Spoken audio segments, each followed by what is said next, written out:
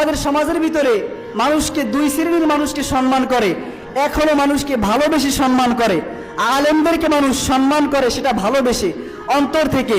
আর এক শ্রেণীর মানুষ যাদের ভয়ে মানুষ তাদেরকে সম্মান করে তার অনিষ্ট থেকে বাঁচার জন্য। আমাদের সমাজের দিকে তাকিয়ে দেখবেন, হয়তো আপনাদের আশেপাশেও থাকতে পারে এমন মানুষ যে যাদেরকে মানুষ ভয় পেত তার ভয়ে, কারণ তার থেকে বাঁচার জন্য তাকে সম্মান করত। এমন ঘটনা যখন সমাজে ঘটবে তোমরা দেখতে পাবে যে এরকম মানুষকে ভয় করবে তার অনিষ্ট থেকে বাঁচার জন্য। অনেক মানুষকে আমরা সম্মান করি কিন্তু সে চলে যাওয়ার পরে বলি আল্লাহ ওর উপরে ঠাডা ফারাক, ওর উপরে গজব দিতে পারে না, এরকম বলি না? কিন্তু সামনে বসে সম্মান করি, কারণ তাকে ভালোবেসে সম্মান এইটা হলো তাকে তার অনিষ্ট থেকে বাঁচার জন্য তাকে সম্মান করি।